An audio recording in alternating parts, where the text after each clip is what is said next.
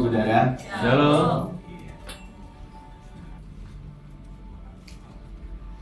Maklum saudara, udah usia, jadi harus bacanya tulisannya gede-gede. Kalau dari handphone nggak kelihatan udah ya. Oke, ini pertama kali saya melayani di tempat ini, ya. Tapi saya berangkat dengan sebuah keyakinan bahwa saya tidak akan tersesat, begitu kan? Saya bisa menemukan tempat ini dengan mudah. Buktinya apa? Begitu saya lewatin, saya cari aja yang pakai baju profetik di mana, gitu. Walaupun saya belum pernah, begitu ya. Nah, oke. Tapi ada sesuatu yang saya ingin bagikan buat saudara pagi hari ini, dan saya berharap dari jemaat tempat ini akan muncul pasukan-pasukan Tuhan yang luar biasa dan dahsyat. Amin. Amin. Amin. Saya kasih judul firman Tuhan hari ini adalah pengenalan akan Tuhan. Mungkin hal ini sudah terlalu terlalu biasa atau sudah sering kali, tapi menurut saya ya, sepanjang saya pelayanan terutama di Mahanaim, saya melihat, mungkin Pak Kasa juga melihat gitu ya, orang keluar masuk dan lain sebagainya begitu kan. Saya bertanya-tanya sejujurnya sama Tuhan gitu ya, kenapa ini, ada apa begitu kan ya. Dan itu sepertinya jadi fenomena di hampir semua pelayanan. Saya nggak sebut cuma gereja begitu ya kan, semua pelayanan seperti itu. Dan saya mendapati adalah karena kita nggak punya pengenalan akan Tuhan yang benar. Ya. Pengenalan akan Tuhan ini nggak bisa diukur bahwa oh aku lahir sudah Kristen kok. Siapa yang di sini lahir Kristen? Wah, banyak ya. Saya nggak berani angkat tangan. Saya bertobat kelas 2 SMA soalnya ya. Saya nggak kenal Tuhan tadinya begitu. Itu nggak bisa diukur dengan itu. Nggak bisa diukur bahwa oh kita lahir di tengah keluarga pendeta mungkin. Dari kecil ya kan, kalau bayi keluar nangisnya gitu kan, kalau mungkin kita nangisnya udah haleluya gitu kan ya. Bukan itu ukurannya. Pengenalan akan Tuhan juga nggak bisa ditentukan dari seberapa sering kita ke gereja, seberapa sering KKR yang kita ikutin. Karena ini memang sifatnya apa? Pribadi. Begitu ya. Nanti saya akan coba jelaskan pelan-pelan. Kenapa? Karena hari-hari ini Tuhan tuh lagi banyak ngajarin saya tentang hal ini. Ada orang-orang yang mungkin ya, kita ada di ladang pelayanan pun seringkali kita nggak ngerti kok. Kita ada di situ buat apa? Kita berdiri di situ sebagai apa? Apa yang kita harus kerjakan di situ? Seringkali kita nggak ngerti.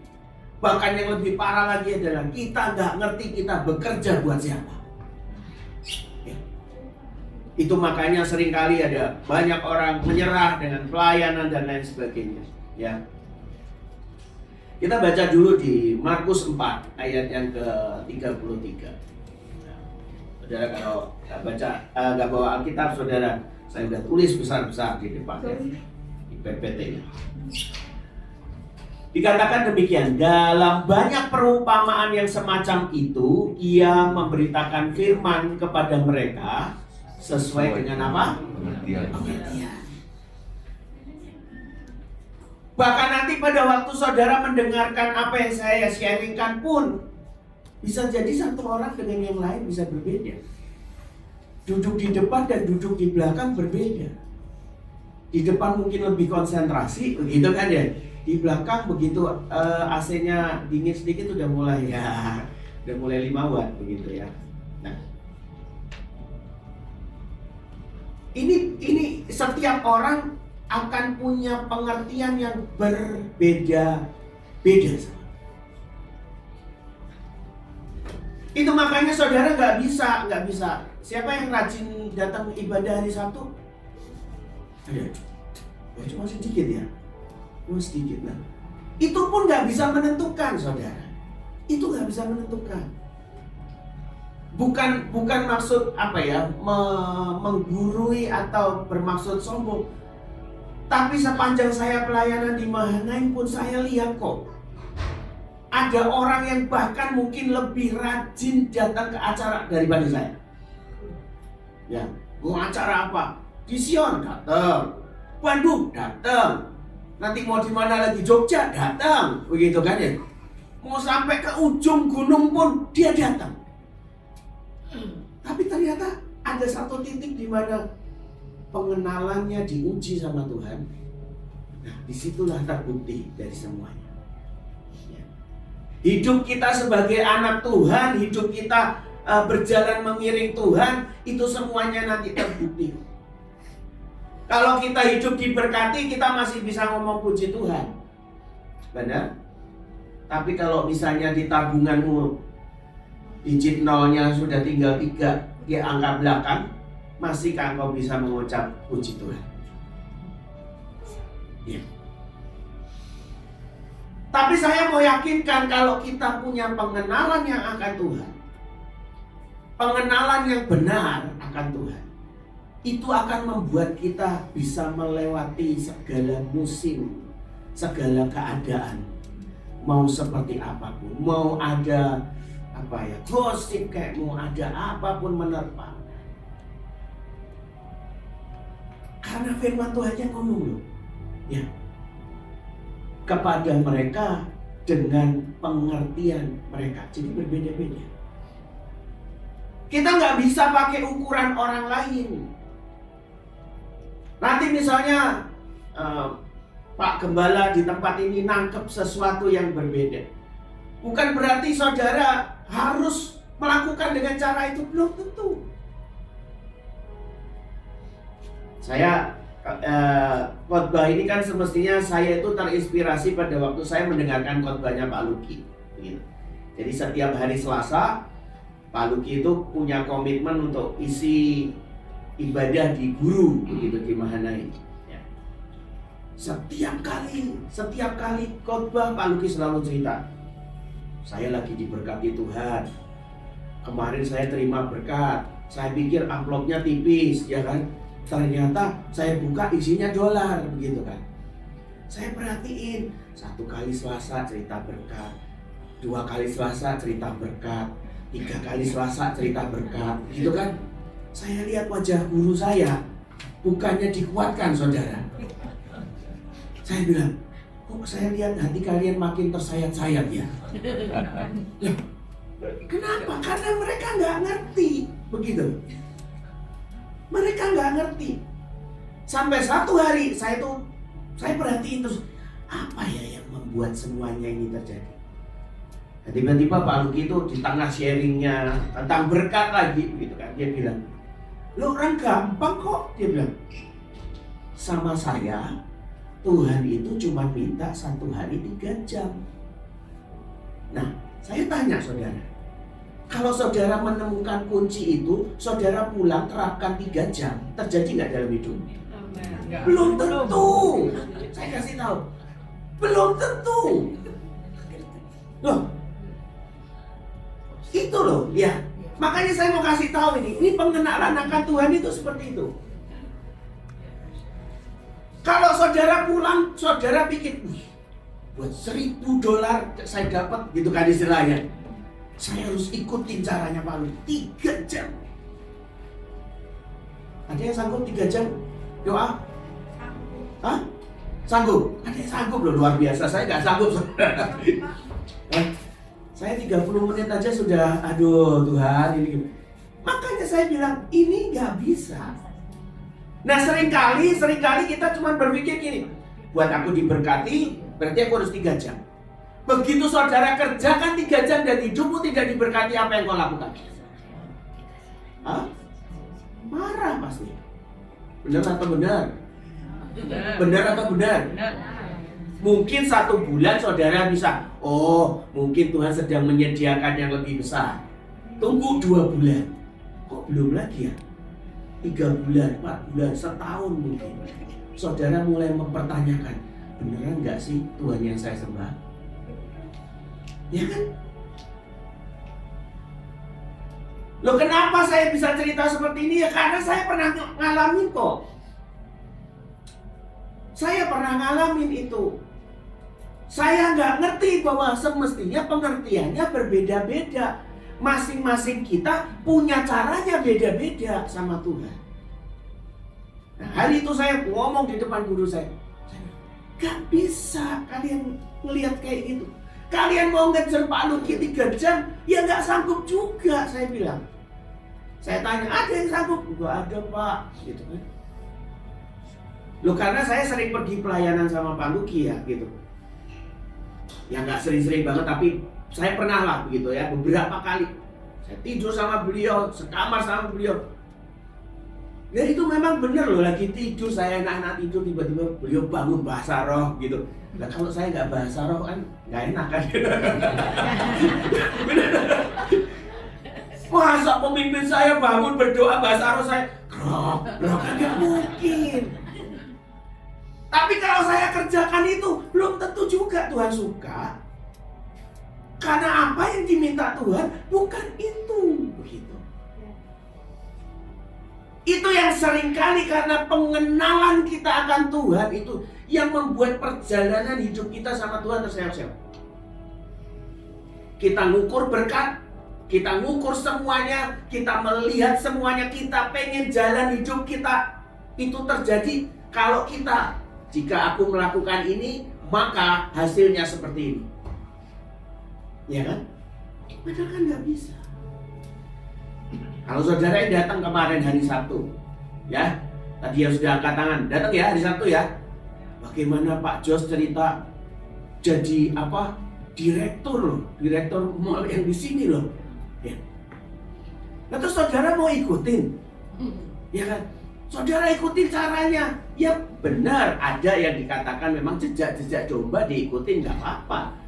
Kalau itu memang seperti apa yang Tuhan mau dalam hidup. Ya kan? Kan kalau Pak Joshua juga suka kayak gitu. Kalau cerita mau berangkat ke Alaska, mau berangkat kemana, pikirnya wah nanti pulang duitnya habis, malah diberkatin semuanya. Ya. Tapi kalau saudara mau perhatikan, setiap orang dia punya caranya masing-masing. Ya. Ada satu saat beliau tuh cerita sama saya. Buat aku pokoknya seperti ini. Hari ini Tuhan lagi mau mengajari hatiku murni. Duh, ya kan? Begitu pengertiannya dia muncul, Tuhan lagi ajarin tentang hati yang murni. Dia kerjakan semuanya, jadi berkati. Iya kan? Tapi kalau saudara nggak sedang berurusan dengan Tuhan seperti itu, ya nggak bisa saudara. Sampai di sini mudah nggak? Kalau nggak mudah saya pulang. Ya, mudah nggak? Ya. Saya berharap habis ini saudara nggak terlalu struggle gitu loh. Saudara bisa jadi dirimu sendiri, saudara bisa jadi siapa engkau di hadapan Tuhan. Masing-masing punya cara masing-masing. Ya. Oke, lanjut ya. Next slide coba. Bahkan di Hosea 4 dikatakan demikian ya. Umatku binasa karena tidak mengenal Allah. Karena engkau lah yang menolak pengenalan itu, maka aku menolak engkau menjadi imamku. Dan karena engkau melupakan pengajaran Allahmu, maka aku juga akan melupakan anak-anak. Tapi garis bawahi yang saya tulis merah. Umatku binasa karena tidak mengenal Allah. Kenapa kalau saudara mungkin ya di sini aja deh mungkin ada yang tadinya mungkin rajin ibadah terus tiba-tiba menghilang begitu kan? Hanya karena nggak pernah dikasih jadwal pelayanan. Mungkin. Ya. Ada juga yang orang yang sudah istilahnya begitu. Tadi yang paling gampang buat ngerti deh. Hari-hari lagi bagus, bisnisnya diberkatin semuanya. Tapi begitu semuanya dibikin seret istilahnya. Apakah dia masih mau mengenal Tuhannya? Dia cuma melihat, ya Tuhan jahat nih. Semuanya yang terbaik diambil. Aku sudah berdoa, gak dijawab juga. Ya. Ya nggak bisa, saudara. Dalam hidup kita ini, yang kita harus pegang adalah apa? Kita harus kenal sama Tuhan kita. Karena kalau enggak, ya itu tadi. Buat engkau keluar dari pelayanan, buat engkau hatimu sakit dengan Tuhan, engkau berhenti percaya dengan Tuhan, itu akan sangat mudah sekali. Makanya tadi saya juga bicara, sepanjang saya sekian puluh tahun, saya 23 tahun di Mahanaim, saya lihat orang keluar masuk. Yang saya pikir, apa sih gitu loh, kok membuat orang ini tiba-tiba hilang aja.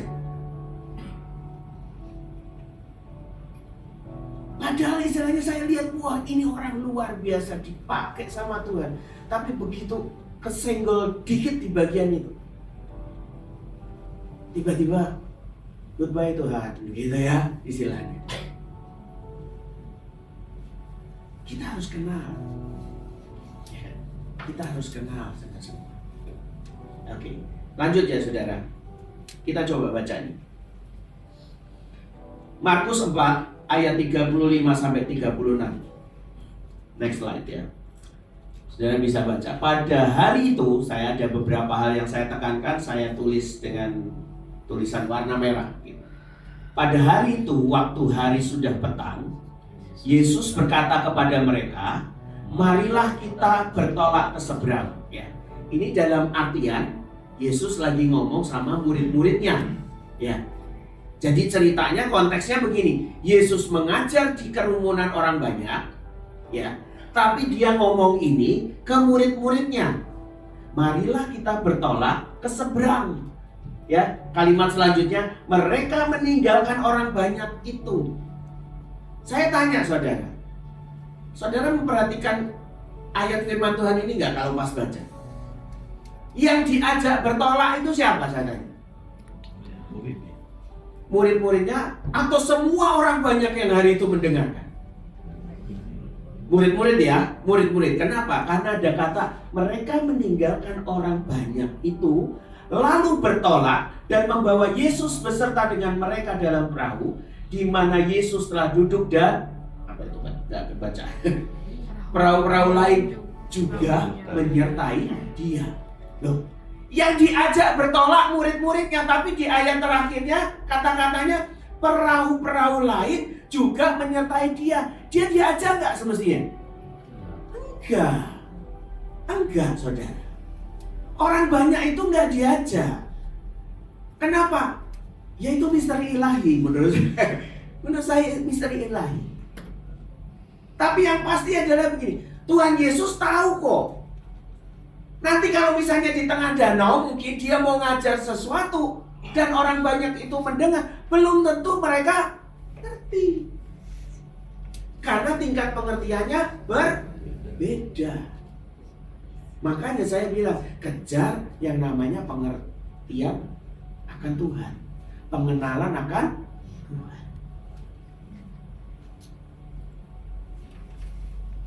Saya ini kan sering lihat begitu ya, dan ini nanti udah diumumkan ya Pak ya, tanggal 31 Agustus ya.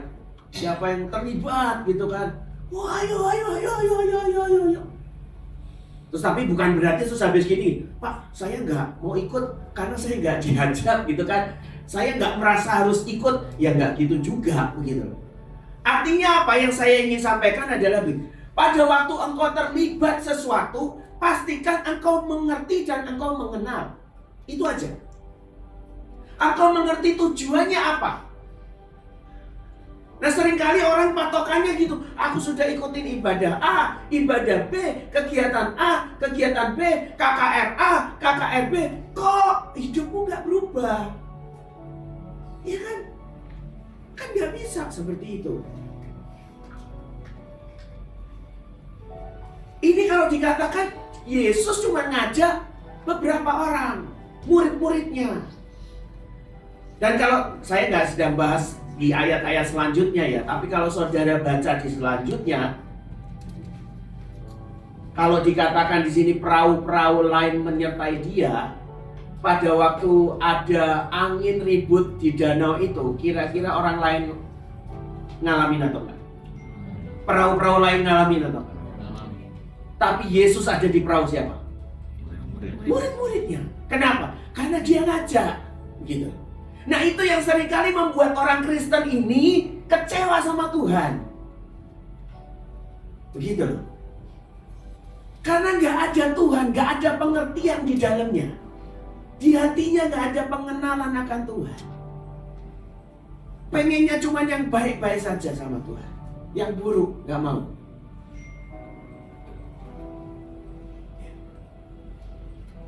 Saya makanya bisa salut banget istilahnya. Waktu kalau tahu almarhum Pak Yusak udah kecelakaan, istilahnya syarafnya ngalamin seperti itu, tapi tetap loh dari mulutnya cuma keluar puji Tuhan, terima kasih Tuhan. Itu nggak gampang saudara, percayalah itu nggak gampang. Kalau dia nggak punya pengenalan akan Tuhan, dia kalau orang kenal ya, kalau orang kenal kan contoh misalnya ini, ya, anggaplah Pak Kasan kenal saya begitu ya, nggak mungkin Pak Kasan, ini Pak Sugi ini mana ini jam segini belum datang begitu kan ya. Soalnya kenapa? Kemarin saya ketemu beliau dan saya udah ngomong besok ya Pak, ya kan gitu ya. Nggak ada curiga, nggak ada nggak percaya gitu. Kecuali saya bangun kesiangan gitu kan ya. Tapi nggak mungkin gitu. Kenapa? Saya sudah janji kok sama beliau. Nah pengenalan akan Tuhan itu makanya sangat penting. Kalau enggak kita jadi anak-anak Tuhan, kita jadi gereja Tuhan, kita jadi murid-murid Tuhan tuh kehidupannya kan naik turun, naik turun, naik turun, naik turun, nggak maju-maju makanya. Bagaimana kita mau bicara berkat? Bagaimana kita mau bicara tentang mendatangkan emas? Istilahnya begitu. Kalau kita kenal Tuhan aja enggak. Makanya di beberapa grup berdoa buat emas dan lain sebagainya, selalu dibicarakan seperti itu. Ini bukan masalah emasnya. Ini bicara masalah bagaimana kamu kenal Tuhan. Bagaimana kamu percaya sama Dia. Bahwa ini memang hari-hari yang ajaib. Hari-hari yang penuh dengan mujizat. Hari-hari di mana Dia akan melimpahkan semua yang terbaik dalam hidup kita. Amin. Amin. Walaupun mungkin saudara lihat, ini tetangga saya mulai kena PHK, begitu kan? Saudara yang punya bisnis mungkin, kok bisnisnya mulai seret, begitu. Ya, saya tadi sempat cerita ya kan, bahwa loh, mau nggak mau, sekolah juga ngalamin. Dengan semua kebijakan pemerintah dan lain sebagainya. Nggak bisa dipungkiri, muridnya juga menurun, begitu kan? Secara pemikiran logis manusia kan ini mulai turun nih, kita harus hati-hati nih ya. Berarti jumlah beasiswa harus dikurangi nih supaya bisa running. Bener ya, kalau orang bisnis kan gitu ya. Bener nggak? Bener ya? Atau saya cara mikirnya udah keblinger gitu? Kan enggak, itu manusiawi gitu loh. Tapi kalau kita kenal sama Tuhan, bahkan sampai kondisi yang seperti ini pun kita akan tetap percaya bahwa Tuhan yang sudah mulai sekolah ini modelnya kayak gitu. Dia juga yang akan tetap menjamin selama apa? Hati kita ini tetap mengejar yang namanya pengenalan akan Tuhan. Ya. Ini gak mudah Bapak, ini gak mudah. Makanya Tuhan kalau lewat cerita ini Tuhan itu jamin kok. Kalau engkau mengejar pengenalan Tuhan itu seperti Tuhan ada di dalam perahu hidupmu. Ya kan? Badainya boleh terjadi, tapi kan ditenangin sama Dia. Entah bagaimana kalau dengan yang saya nggak bisa menggambarkan karena Alkitab juga tidak menggambarkan dengan baik.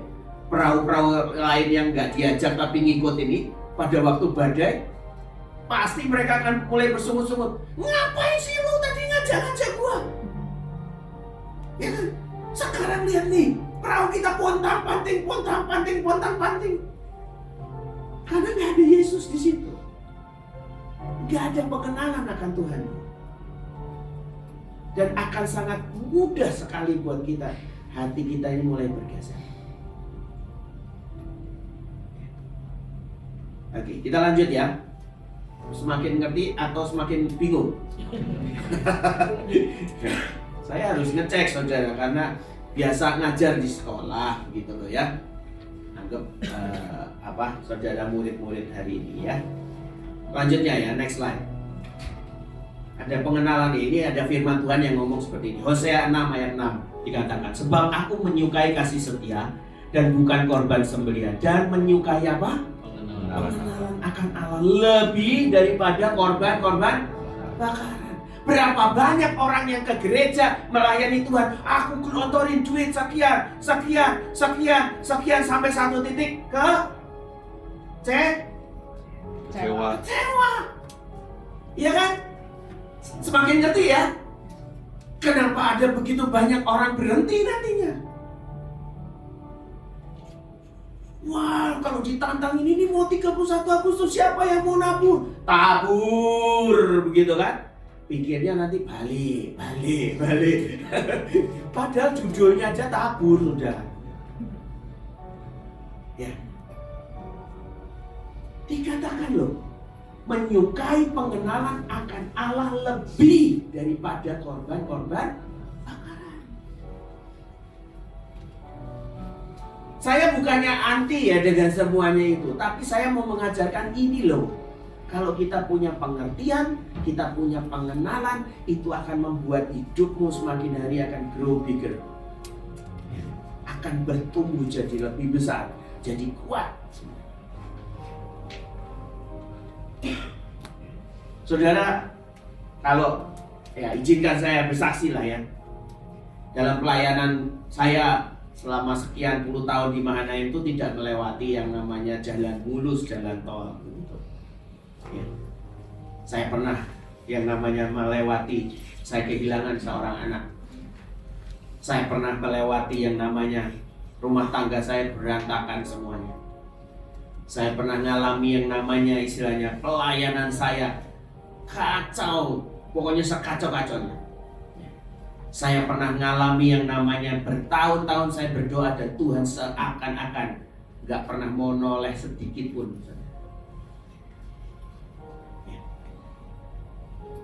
Tapi saya tidak pernah bisa melupakan ada satu momen itu dalam hidup saya,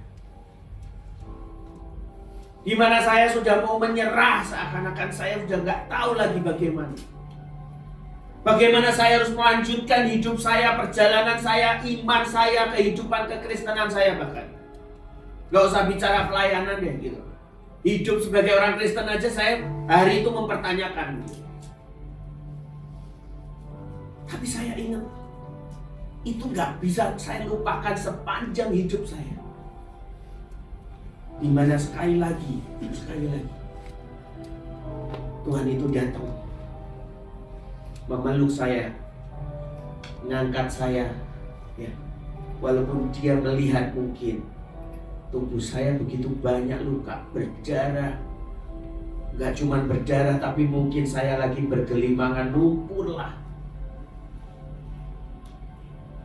Itu yang membuat di dalam hati saya ini, mau sekecil apapun itu, tapi pengaruhnya begitu besar. Membuat saya mengenal siapa Tuhan saya. Ya Tuhan yang tidak pernah meninggalkan.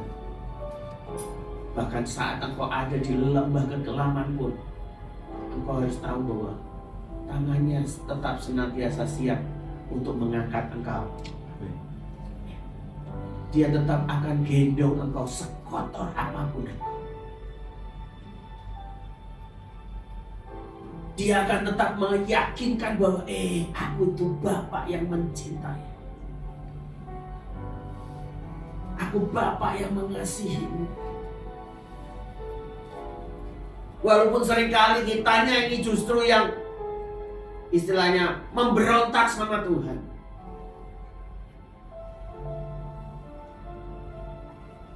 Saya juga pernah ngalami yang namanya istilahnya secara keuangan itu habis-habisan lah. Itu dihajarnya seperti itu. Udah anak meninggal, keluarga berantakan, pelayanan berantakan, berkatnya seret semuanya. Tapi pada waktu saya balik lagi ke Tuhan, di satu momen itu di mana dia hadir di kamar saya cuma nyanyi satu lagu. Bahkan sampai hari ini saya nggak ingat saya nyanyi lagu apa. Kenapa? Loh, saya nyanyi lagu belum sampai selesai, saudara. Itu ruangan kamar saya berubah, benar-benar berubah. Saya nggak bisa nyanyi lagi, saya cuma nangis sama Tuhan. Saya cuma bisa nangis. Saya cuma bisa rasakan dia benar-benar kayak lagi ngambil handuk atau apalah begitu, dia lagi bersihkan saya. Walaupun saya mau kasih tahu saudara, bukan berarti terus tiba-tiba abrakadabra begitu ya. Besok pelayanan datang, keluarga pulih, begitu kan, berkatnya ngocor. Enggak. Tetap harus dilalui dengan air mata kok. Tetap harus dilalui dengan perjuangan kok. Tapi perjumpaan itu yang membuat saya yakin bahwa dia Tuhan yang akan memulihkan. Tuhan yang menjamin semuanya. Tuhan yang memegang hidup saya.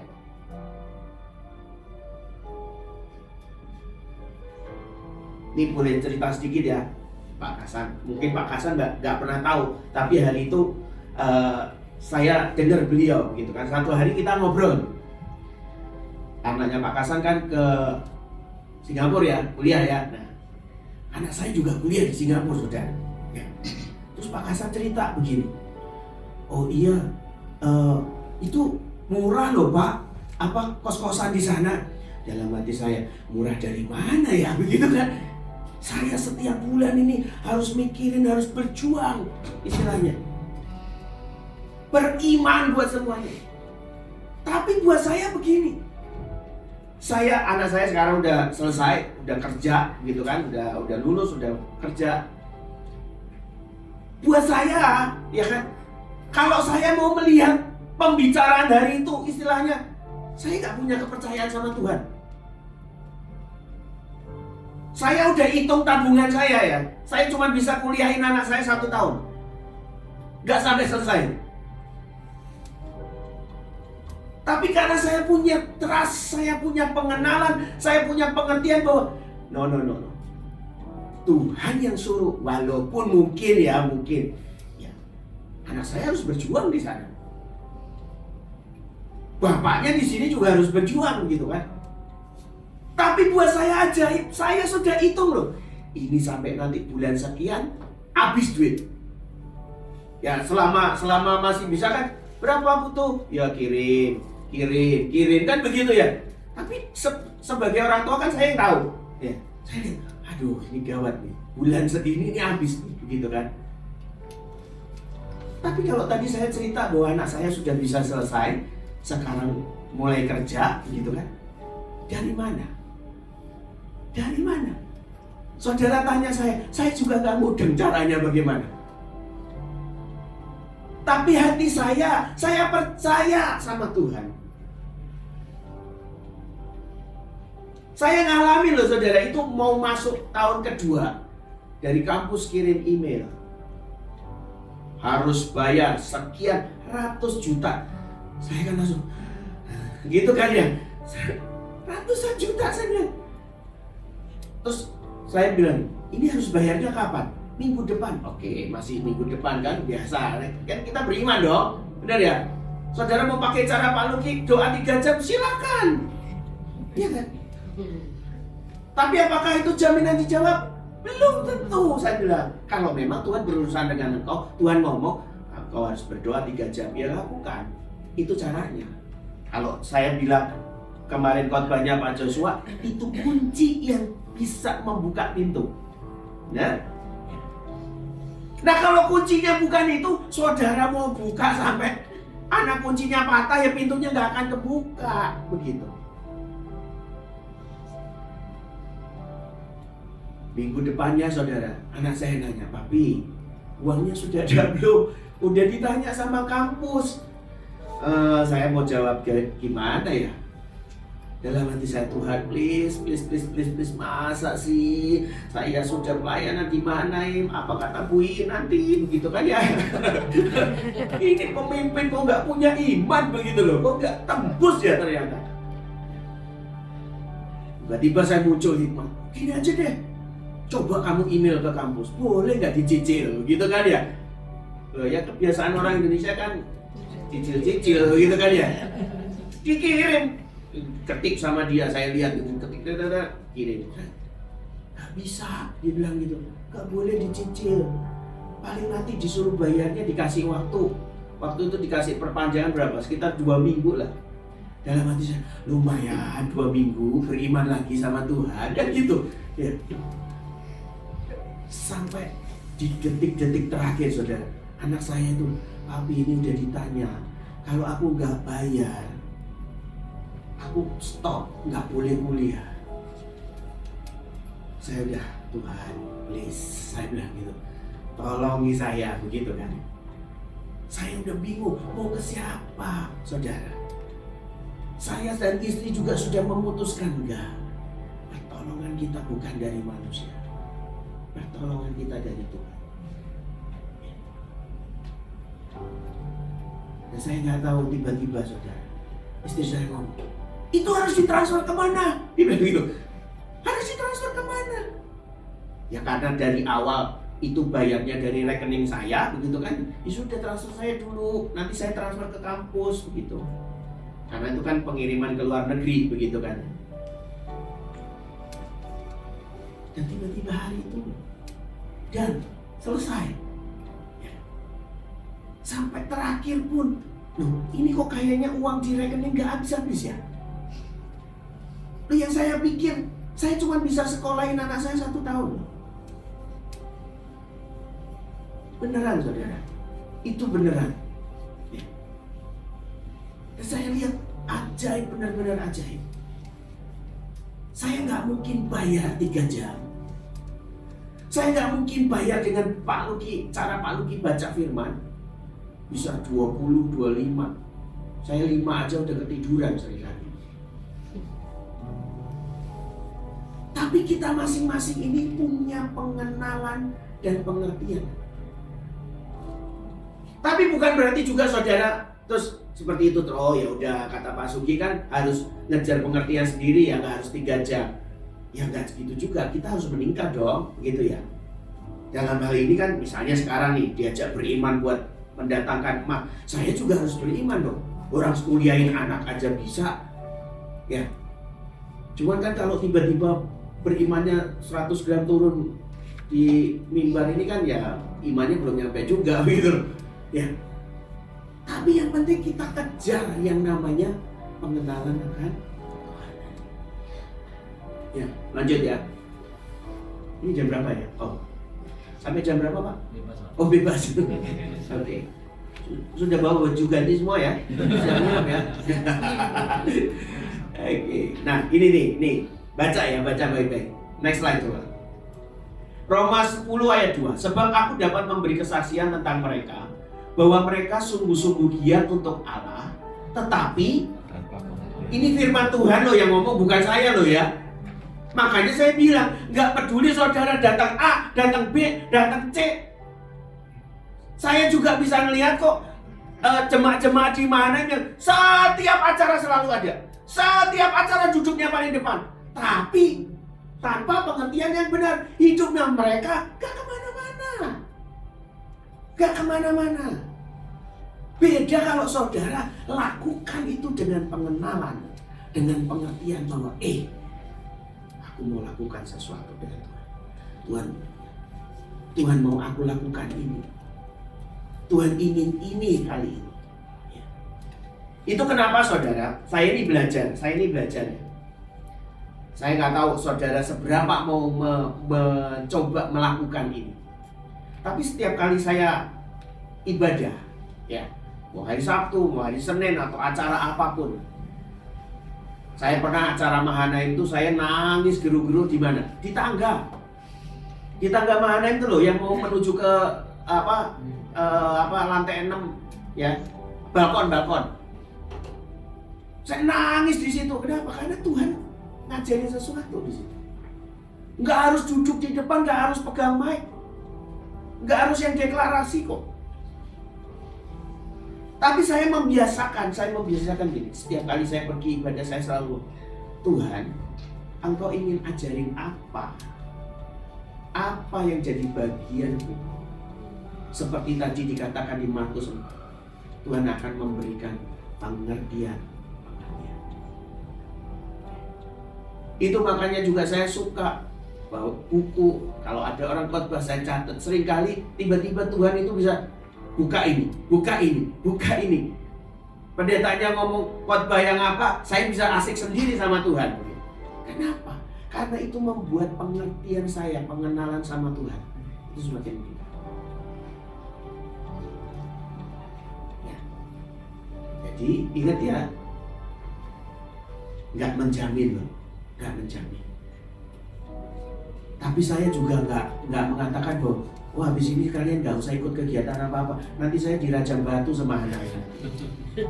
Gara-gara khotbahnya Pak Sugi ini banyak jemaatnya nggak mau ikut. Ya bukan itu maksudnya gitu. Tapi kalau engkau ada di situ, engkau harus tahu siapa engkau. Ya, buat apa engkau di situ? Apa yang kau harus kerja? Tuhan mau apa? Tuhan mau ajari apa? Ya, benar? Benar ya? Oke, lanjut ya. Nah, saya coba bagaimana kita mengenal Tuhan, begitu kan? Saya minta kertas, ada ya Pak ya? Ada ya, oke. Boleh disiapkan, nanti saya minta kesediaannya Pak Kasam sama Ibu buat berdiri di depan. Ya kan, jarang-jarang saya kesini ya, makanya saya minta mereka sebagai peraga begitu. Saya minta siapa ya? Coba. Bapak yang baju merah, boleh Pak? Nah, oke. Pak Kasam pegang 5, satu kertas aja deh, satu kertas. Ya, satu kertas, Ibu satu kertas, Bapak ini satu kertas. Ya, sama satu spidol, boleh. Saya berharap saudara nanti mengerti dengan apa? Sini Pak Kasam sini, Ibu di sini ya. Oke, dilarang menyontek ya, ini ujian nasional. Saya nanti akan coba berikan beberapa pertanyaan ya, yang suami istri kan ini ya, benar ya. Jadi nanti pertanyaannya mungkin seputar tentang suami istri ya. Jadi nanti Pak Kasam boleh jawab, Ibu boleh jawab, nanti kita cocokkan apakah jawabannya sama ya. Nah, Bapak yang baju merah menjawab pertanyaan yang sama. Contoh misal berapa misalnya berapa ukuran celana Pak Kasam, misalnya begitu ya. Misal nanti Pak Kasam tulis berapa, Ibu tulis berapa. Nah, Bapak di sana juga harus menebak berapa ya kira-kira. Ngerti ya Pak? Ngerti ya Pak? Oke. Sebentar, saya buka list pertanyaan saya. Gampang kok, soalnya cuma 5. Nanti kalau benar semua lulus berarti. Bentar ya, mana nih? Oke. Iya. Pertanyaan pertama. Nah, jemaatnya tegang ya kan? Pertanyaannya apa ini? Ibu bapak malah lebih tegang lagi. Pak, jangan mempermalukan saya. Coba ya, pertanyaan pertama. Siapa yang biasanya bangun paling pagi? Nah, tulis dulu. Jawaban nomor 1 siapa? Dilarang ngintip, dilarang nyontek. Ya, oke.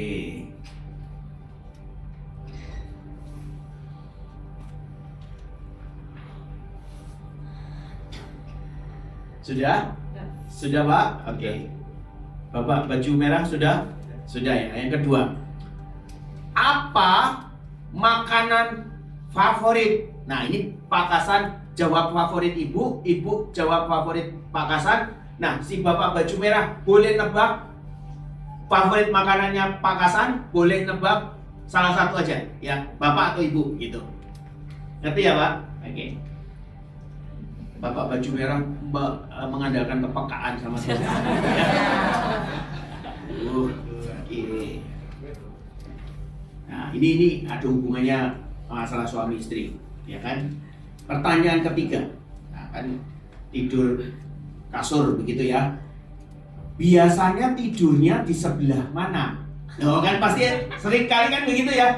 Udah biasa sebelah kanan terus gitu. Nah, Pak Hasan biasanya tidur Pak Hasan jawab ibu biasanya tidur sebelah mana? Ya, ibu jawab biasanya Pak Hasan sebelah mana?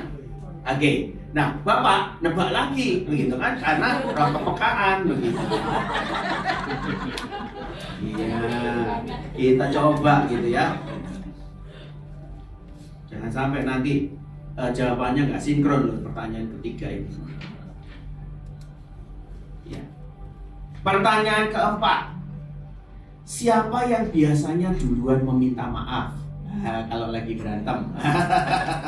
Ya, oke.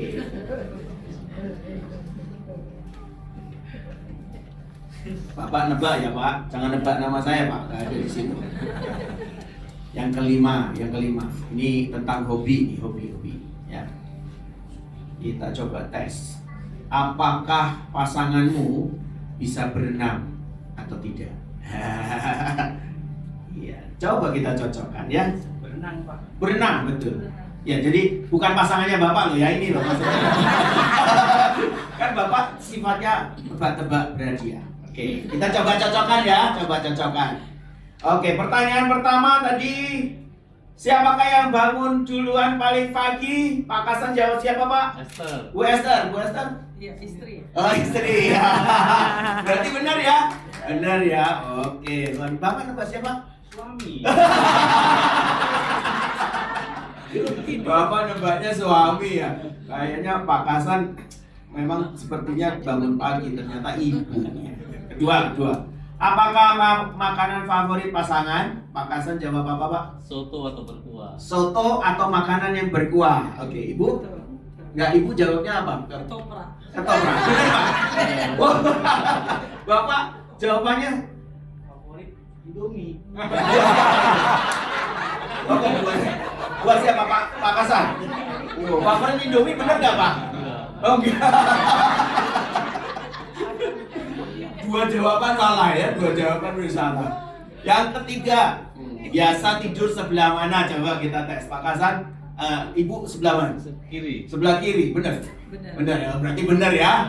Benar ya, jawabannya berarti benar kiri kanan begitu. Bapak? Kalau saya sebelah kanan. Sebelah kanan buat siapa? Buat saya. Jangan buat Bapak, buat Pak Hasan atau Ibu. Begitu. Oh kanan buat Bapak, benar ya tadi? Iya, betul. Oh benar, oke kali ini benar tebakannya lumayan peka berarti ya. Siapa yang duluan minta maaf? Pak Hasan? Saya. Oh Pak Hasan. Iya, suami. Iya, berarti 4 jawaban udah benar loh. Benar ya? Benar, luar biasa. Bapak jawabannya jangan jawab Bapak lagi loh ya. Istri. Oh istri, oh salah lagi dia. Salah lagi. Oke, yang kelima terakhir. Apakah pasanganmu bisa berenang? Bisa. Bisa. Saya tidak. Berarti Ibu jawab Pak Hasan nggak bisa berenang. Berenangnya nggak berenang full, berenang. Pokoknya nggak bener Pak, nggak bisa berenang berarti Bapak. Bisa berenang pasti asal berenang. Oh iya, bener ya. Yang Oke. penting nggak Ibu bisa berenang? tenggelam. Jawabannya kan bisa. Nggak bisa juga. Oke. Ngapung. Kita bisa berenang tapi tidak ahli. Oke, tapi bisa ya. Bisa ya. Oke. Jawaban terakhir Pak. Tidak. Oh, ada jawabannya bisa semua. Oke, silakan duduk. Ya. Nah, Tipenya. oh ya. Ya, nanti hadiahnya minta dari Pak Gembala ya. Saudara, di sini kan saya bilang, bagaimana kita mengenal Tuhan? Ya harus berjalan sama Dia. Kenapa Bapak itu tadi dari 5 jawaban hampir semua salah loh? Ya karena nggak pernah jalan. Benar nggak? Siapa yang seringkali seperti itu gitu loh? Mau istilahnya gini, nggak mungkin lah firman Tuhan dimanapun dibagikan pasti yang terbaik kok. Tapi masalahnya adalah begitu engkau pulang, engkau nggak pernah mau jalan sama Tuhan.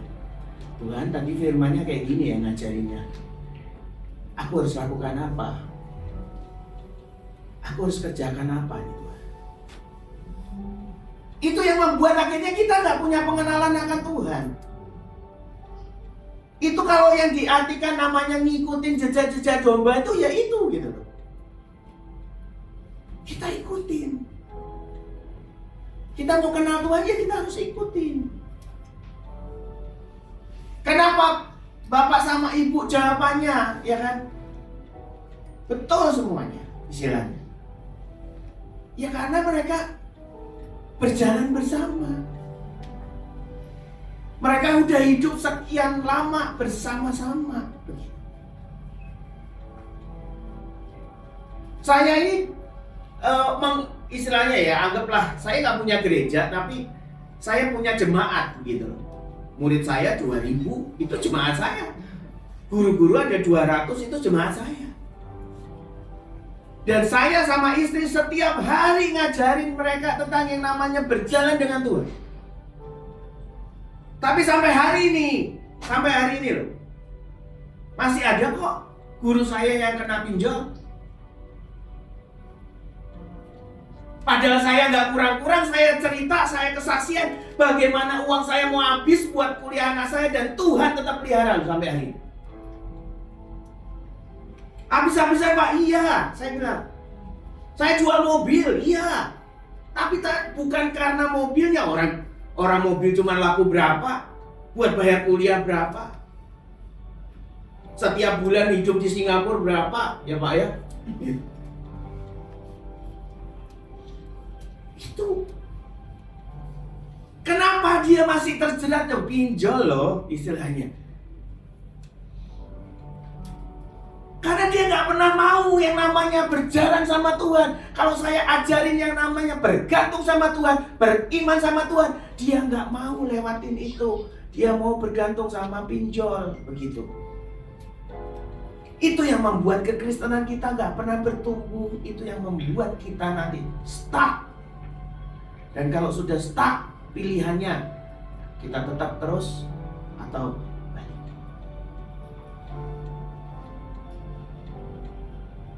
Cara berpikirnya gampang ya, seperti tadi gambarannya. Kenapa dari semua pertanyaan bisa terjawab baik? Ya karena mereka berjalan bersama. Kalau saudara melihat bagaimana Bu Iin diberkati Tuhan, ya karena saya lihat bagaimana dia benar-benar berjalan sama Tuhan. Tuhan ngomong, pergi satu pesawat. Loh, jangankan saudara orang luar yang menghujat ya, itu di dalam aja banyak yang, ini ibu ini bener gak sih? Sampai kita itu setiap kali dikumpulin berdoa, ya kan? Ya saya tahu juga di dalam pasti ada, bener gak sih? Bener gak sih? Ibu ngomong udah siapin aja koper mulus. Koper saya itu ada di mobil berhari-hari saudara.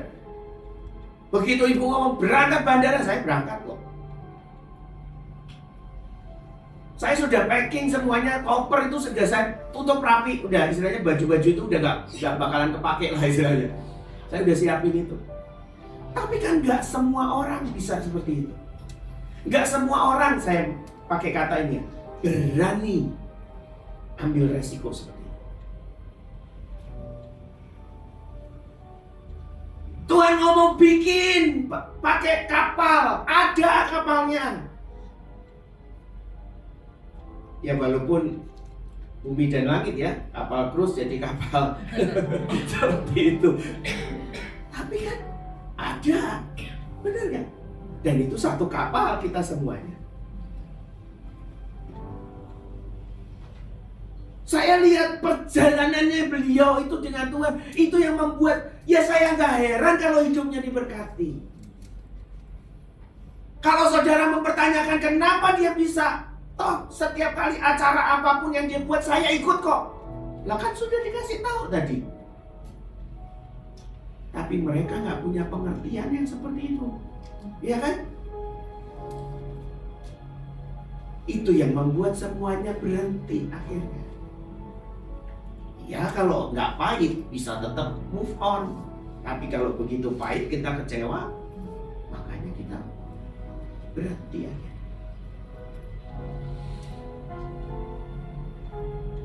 Itu makanya Pak Yusuf juga ngajarin kan, kamu baca apa, alami. Karena kalau kamu nggak ngalami, kamu nggak bisa lihat Tuhan. Kamu nggak kenal Tuhan nantinya.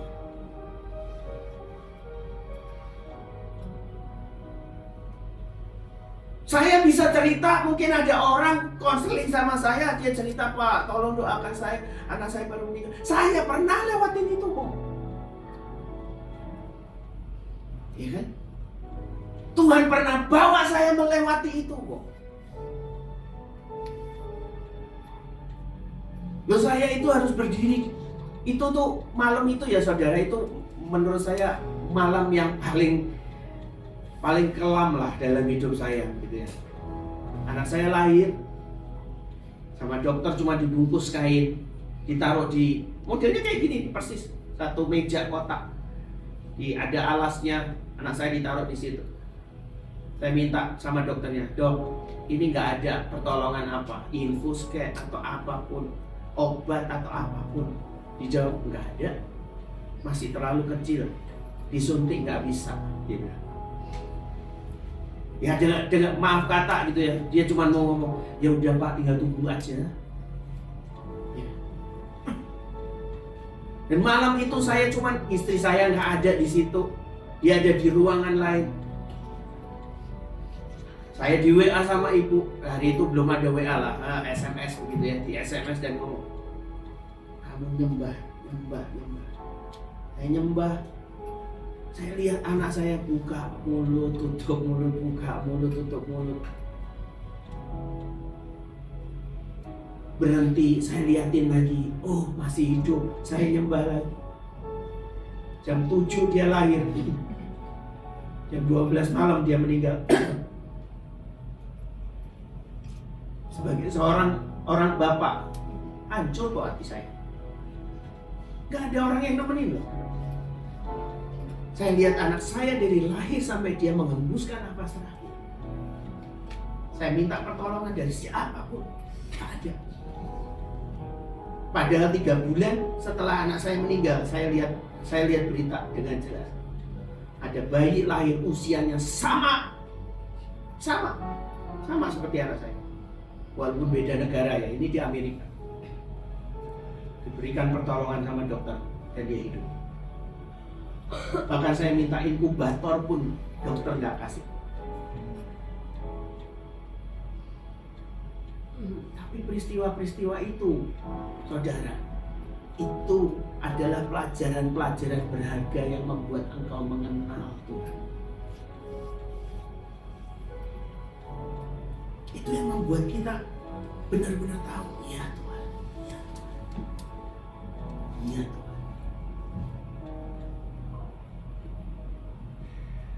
Mau cuman berkat, ya nggak bisa, saudara. Ada hal-hal yang mungkin Tuhan ajari kita harus lewati lembah. Ya. Tapi ujungnya, pilihannya adalah engkau mau berjalan sama Tuhan atau enggak. Kalau engkau berjalan sama Dia, lewati semuanya, engkau akan ditambahkan kok pengertian itu. Saudara kalau mau buka ayatnya ada di Efesus 4 ayat 18. Yang kedua, di 2 Korintus 10 ayat 5. Boleh dikeluarkan ayatnya? Boleh dimunculkan? Saya nggak tulis soalnya tadi.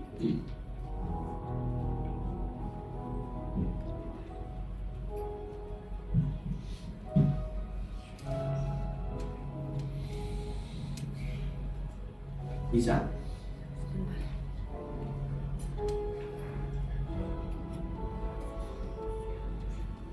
Oke, kalau nggak saudara boleh baca deh ya, kita buka di handphone masing-masing ya.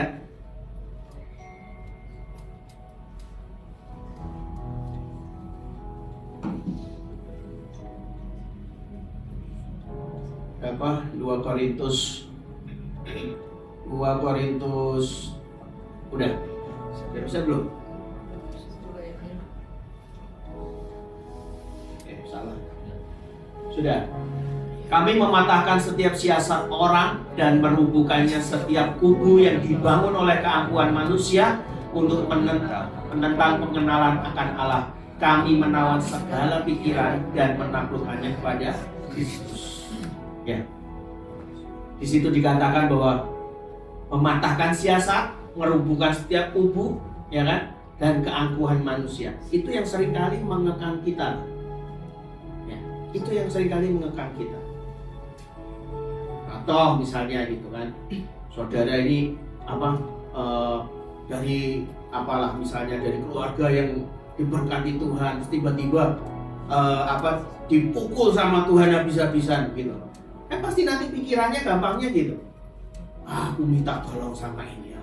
Aku inilah, aku masih punya inilah, gitu kan? Ya. Ada keangkuhan di dalamnya, ada pemikiran-pemikiran manusia. Tapi ayat ini ngomong bahwa aku menawan segala pikiran dan menaklukkannya kepada Kristus.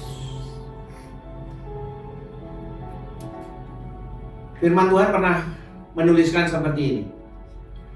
Kasihilah Tuhan Allahmu dengan segenap hatimu dan segenap kekuatanmu. Benar ya? Saya mau tanya nih. Yang jadi standar ya, itu kasihilah Tuhan atau segenap hati atau segenap kekuatan semestinya. Yang jadi standarnya nih, saya tanya. Segenap hati. Berarti kalau hatimu lagi nggak mood, gimana? Hah? Bener nggak? Hatimu lagi kacau, kayak pas balon hijau meletus, bagaimana ceritanya? Atau engkau mau pakai segenap kekuatan sebagai standarnya? Kalau engkau lagi sakit, buat buka mulut aja mungkin ngilunya minta ampun. Benar gak? Standarnya adalah apa? Kasihilah Tuhan Allahmu. Itu yang jadi standar. Gak peduli semuanya. Kenapa? Karena Tuhan itu satu hari ajarin saya. Jadi ceritanya saya lagi sakit. Saya berusaha untuk menyembah Tuhan. Ceritanya begitu. Saya cuma bisa duduk, terus baru nyembah Tuhan. Terima kasih, gini. Aduh sakit banget ya. Terus tiba-tiba ayat ini muncul gitu. Dan kamu itu mengasihi Tuhan, standarnya apa sih? Ternyata pada waktu kita ini kondisi kita gak bagus secara fisik, itu gampang banget loh standarnya turun. Padahal yang Tuhan minta adalah kasihi Dia no matter what. Gak peduli apapun kok. Begitu. Itu makanya mungkin kita bisa habis-habisan sama Tuhan kalau kondisi kita lagi bagus-bagusnya. Kalau lagi enggak, ya tunggu dulu ya Tuhan, tunggu bagus lagi nih gitu kan. Seringkali kan kita gitu. Gak bisa saudara. Kita harus menaklukkan semuanya, tunduk pada Kristus. Saya selalu ngajarin orang-orang di bawah saya ngomong, loh firman itu kebenaran saudara. Jadi apapun yang terjadi di sekelilingmu, itu harus tunduk kepada firman. Jangan sampai dibalik. Begitu dibalik, ya sudah, kebalik semua pasti. Kita harus bawa semuanya apapun, ya kan? Makanya saya kasih contoh tadi Bu ini, karena dia sudah dengar Tuhan ngomong. Mau ya hari itu dilihat pesawat gak ada, beberapa bookingan pesawat di cancel, mau cari dari manapun gak bisa, ya kan? Tapi dia tetap menguatkan hatinya bahwa enggak, Tuhan sudah ngomong. Tuhan sudah. Yang ketiga saudara, coba kita buka Yohanes 14. Bisa dibuka lagi? Ya oke, cukup ini ya kali ini. Aku akan meminta kepada Bapa, dan Ia akan memberikan kepadamu seorang penolong yang lain, supaya Ia menyertai kamu selama-lamanya. Ayat yang ke-26.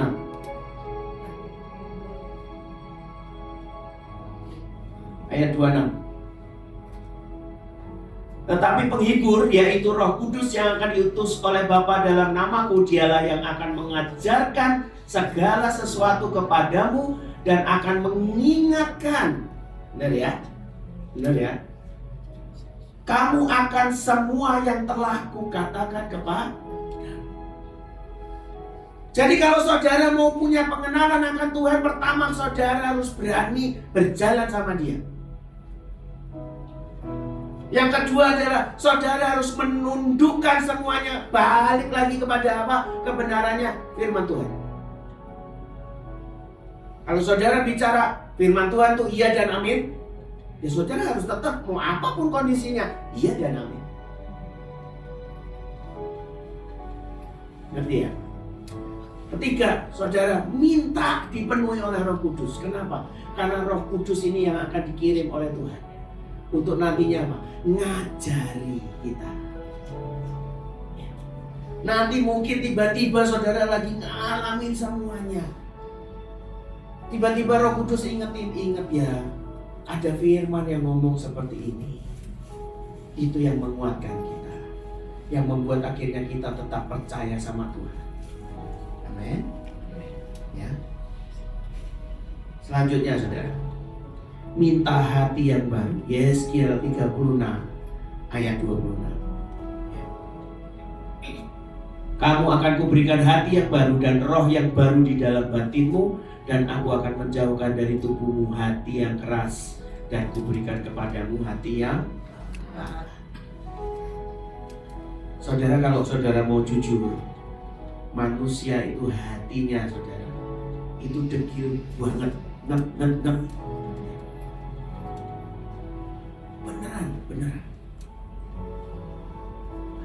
Kalau nggak percaya ya itu paling gampang. Loh, saya ini ngelihat gini. Nih, seringkali orang berpikir bahwa yang menjauhkan kita dari Tuhan itu adalah penderitaan. Benar? Benar atau enggak? Hah? Halo? Ya. Benar ya? Seringkali kan kayak Ayub gitu, udah di ujung, dia mau mempertaruhkan imannya, tetap percaya sama Tuhan atau enggak? Kenapa? Dihabisi kok, begitu. Seringkali kita berpikir seperti itu, tapi saya mau kasih tahu saudara, yang lebih mengerikan adalah pada waktu engkau diangkat dan engkau diberikan semua fasilitas yang ada. Itu sejujurnya kondisi itu, ya. Kalau engkau mengenal dia, mengenal hatimu, itu kondisi yang paling rawan. Kenapa? Karena saya sudah melihat bukti. Dan saya melihat ini lagi dikerjakan. Satu hari saya pernah dibawa pelayanan ke Tibet ceritanya. Saudara kalau belajar sejarah tahun sekian Tibet itu perang. Ya, dia nggak pengen diambil sama Cina, gitu kan? Sehingga itu biksu-biksunya ngelawan, demo, mati sekian, dibunuh sama pemerintah Cina. Gak berhenti loh saudara. Itu yang mati jutaan. Mereka gak berhenti. Mereka tetap protes. Demo, protes. Demo, protes. Demo, protes. Saya tanya sekarang, adakah demo protes di Tibet hari ini? Ada. Atau mungkin kalau ditarik mundur 10 tahun yang lalu pun sudah gak ada. Kenapa? Kenapa? Saya mau kasih tahu. Ini ya kondisinya sudah diubah. Udah gak dipencetin satu-satu lagi. Dikasih apa? Fasilitas. Saudara kalau ke Tibet sekarang, saudara akan lihat yang namanya biksu pakai sepatu Nike terbaru, mungkin harganya 3-4 juta. Serius. Mereka pakai iPhone, pakai AirPod. Ya. Bahkan yang dikatakan, saya ke sana dibilang, Bapak coba cek aja, cari Dalai Lama. Itu pemimpin dari semua biksu. Nggak ada di sini. Adanya di mana? Sudah ditaruh di Cina, dikasih apartemen mewah, mobil Mercedes-Benz, dikasih gaji. Dan biksu-biksu itu semua sekarang itu rekrutmennya oleh pemerintah Cina. Ya, setiap tahun dibuka rekrut biksu sekian ratus digaji. digaji. Pada waktu diberikan yang namanya fasilitas, hilang. Ya, jadi jangan pikir cuma pada waktu dihabisi sama Tuhan. Bahkan seringkali orang dihabisi malah kuat imannya gitu loh. Ya kalau benar. Kalau enggak ya rontok juga begitu. Saya lihat ya, saudara perhatikan atau enggak. Tapi pada waktu saya pergi ke Tibet, saya pergi ke Cina. Kalau dulu saudara, 3 tahun lalu saya pergi ke Cina. Kalau dicari sudah tidak ada gereja bawah tanah, yang ada gereja di atas tanah sekarang. Loh, benar? Difasilitasi sama pemerintah. Apakah itu jadi lebih baik? Menurut saya sih enggak. Itu cara mereka yang mereka kerjakan di Tibet kok. Kasih fasilitas. Tapi saudara tahu, Alkitabnya diubah. Yang namanya mujizat-mujizat dihapusin semua. Roh Kudus dihapusin semua. Apa coba? Ya kan? Pendeta-pendeta sedang, sekarang kekristenan udah boleh loh. Siapa bilang boleh? Ya. Itu kalau istilahnya orang dilepas kepala, dipegang ekor kok. Gak kemana-mana. Ya. Tapi pada waktu fasilitas ini diberikan, justru itu yang membuat semestinya imanmu dipertaruhkan semuanya. Ya. Seringkali yang membuat kita tergelincir itu adalah pada saat seperti itu. Ya. Saya punya om, ya, itu menurut saya saksi lah istilahnya yang ngalamin yang seperti itu. Dia itu setiap kali dibuat jatuh sama Tuhan, waduh, bayangin saudara, itu malam jam 12 gak pernah kurang 1 menit, gak pernah lebih 1 menit, selalu bangun doa. Tapi ya begitu hidupnya berubah, udah mulai itu gak cuma doa jam 12 ya, nambah ada dukunnya di rumah, dibuat jatuh lagi, habis utangnya banyak, gitu lagi, doa lagi jam 12 ya. Tapi begitu diberkati, ya sama lagi, berkali-kali yang dilewatin seperti itu. Ya itu kan saya melihat, oh iya. Ini ternyata kalau dikasih fasilitas malah dia hatinya gak ke Tuhan kok. Gitu. Oke? Makanya minta hati yang baru. Mungkin engkau hari ini hatimu ini sudah keras, hatimu ini sudah degil, hatimu ini sudah mulai gak percaya sama Tuhan. Minta hati yang baru. Amin. Terakhir saudara, slide terakhir, slide. Ya, saya tulis ini tadi pagi, biar ini jadi doa saya buat saudara ya. Filipi 1 ayat 9 sampai 11. Dan inilah doaku, semoga kasihmu makin melimpah dalam apa? Pengetahuan yang benar dalam segala macam pengertian, sehingga kamu dapat memilih apa yang baik, supaya kamu suci dan tak bercacat menjelang hari Kristus, penuh dengan buah kebenaran yang dikerjakan oleh Yesus Kristus untuk memuliakan dan memuji Allah. Saya berdoa bukan karena jumlah jemaat di tempat ini ya, tapi kualitas di dalamnya adalah jemaat-jemaat yang mengenal hati Tuhan, jemaat-jemaat yang punya pengertian yang dalam dengan Tuhan. Ini yang akan membuat gereja ini semakin bertumbuh, ini yang membuat gereja ini semakin diberkati, ini yang membuat gereja ini semakin besar nanti, mengerjakan apa yang Tuhan mau dan melihat sama-sama perubahan apa yang Tuhan ingin kerjakan dalam hidup setiap kita. Mari kita berdoa. Bapak, terima kasih, hamba-Mu sadar Tuhan ada begitu banyak keterbatasan Tuhan, tapi biar Engkau yang memberikan. Sekali lagi minta pengertian yang dari Tuhan, minta pengenalan yang dari Tuhan, karena itu yang akan membuat setiap kita ini, perjalanan kita ini semakin mengenal Tuhan, semakin maju, semakin naik bersama dengan Tuhan. Mari Bapa, mari Roh Kudus, kerjakan jemaat ini, kerjakan setiap hati Tuhan. Mungkin ada kata-kata hamba-Mu yang salah Tuhan, biar Engkau yang batalkan semuanya. Biar kami terima yang dari Engkau Tuhan, semua berkat yang terbaik daripada-Mu Tuhan. Dan Biar berkat yang terbaik itu turun buat jemaat-Mu Tuhan. Khususnya roh, hikmat, dan pengenalan akan Engkau. Terima kasih Bapa. Mari Tuhan, kerjakan semuanya dalam hidup kami. Di dalam nama Tuhan Yesus kami berdoa. Amin.